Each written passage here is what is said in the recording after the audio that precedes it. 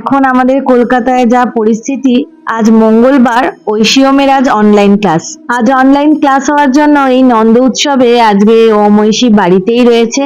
আর ঐশীর তো ভীষণই মজা। ক্লাস শুরু হওয়ার আগে সকাল সকাল গোপালকে ঘুম ভাঙিয়ে সাজুগুজু করিয়ে আসনে বসিয়ে দিয়েছে। আর মামুনিরও এখানে সকাল সকাল পুজো হয়ে গেছে। আমিও স্নান সেরে একটু ঠাকুরকে ফল মিষ্টি দিয়ে দিলাম।